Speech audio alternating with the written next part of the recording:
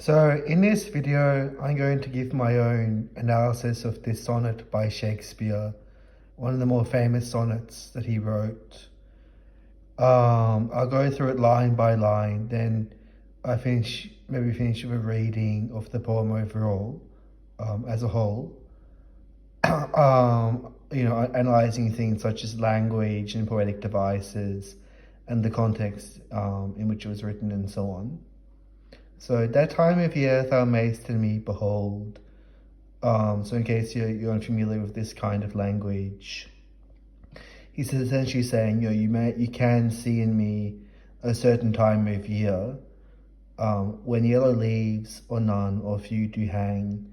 So yellow leaves is obviously not summer or spring. It's winter or autumn. So I think that's pretty self-explanatory. And obviously all this is conjuring, a mood of kind of depression, I guess, or melancholy. They're not happy images. They're kind of very glum ones about, very, very trees with very few leaves. If there are leaves, they've lost their green color. This being written in England where evergreens are the common type of tree. Upon those boughs would shake against the cold. So on those boughs, the boughs of the trees would shake against the cold. So when the cold wind blows, they shake.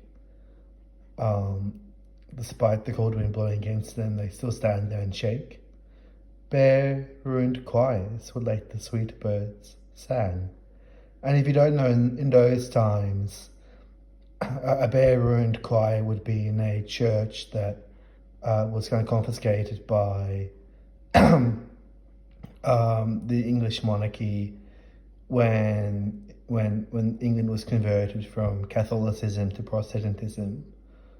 So it's kind of the religious overtones, political overtones as well, or there would have been for people who read it at the time. But obviously, at the same time, on an emotional level, this is a very sad image. It's kind of the images of the trees being like churches or places where choirs are, that are now empty and ruined.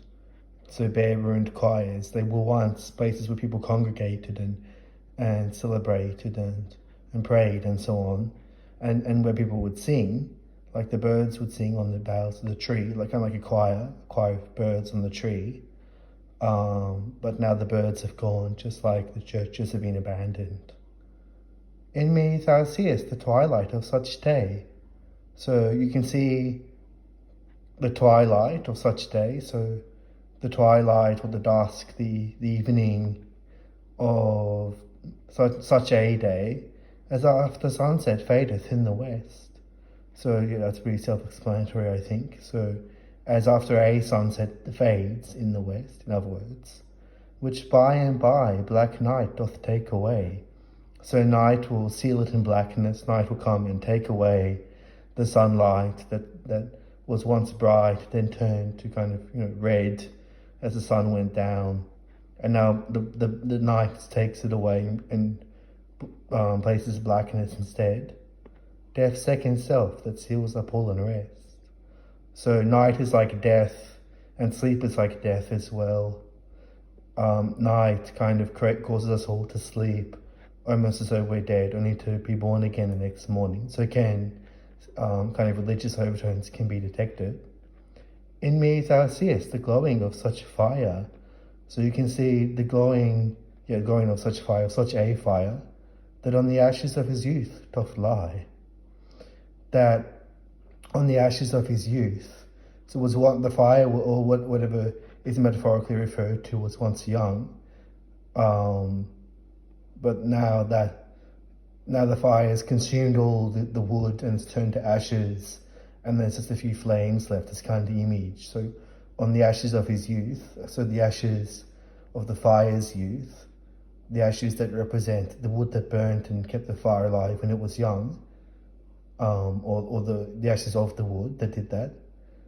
As a deathbed whereon it must expire. So continuing the image, saying that the fire is on its own deathbed. It's dying, in other words. It's not the bright fire once it was when they kept people warm, but now it's starting to die and lacking wood, consumed with that which it was nourished by. So an interesting image, an interesting kind of conception that the fire was kept alive by what kills it at the same time. So it can only stay alive for so long. This thou perceivest, which makes thy love more strong, to love that well which thou must leave ere long.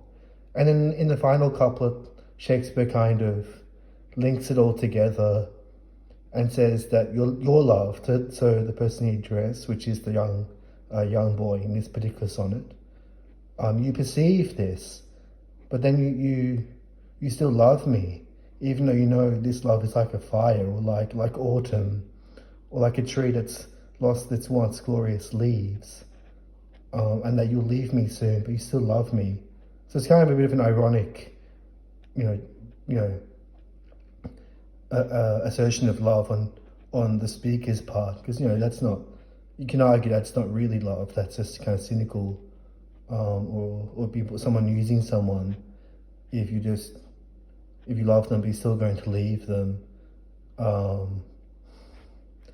You can argue otherwise, of course, but the kind of tone I personally say I detect is that the young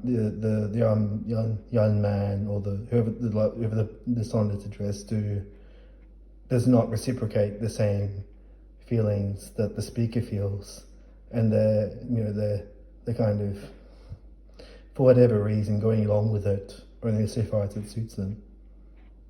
So yeah, I know I said I'd give a reading afterwards. So, that time of year thou mayst in me behold, when yellow leaves, or none, or few, do hang upon those boughs which shake against the cold. Bare ruined choirs where late the sweet birds sang.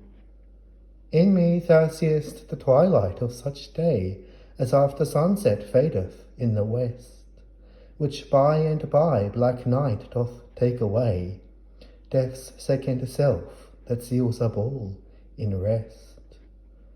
In me thou seest the glowing of such fire that on the ashes of his youth doth lie, as the deathbed whereon it must expire, consumed with that which it was nourished by.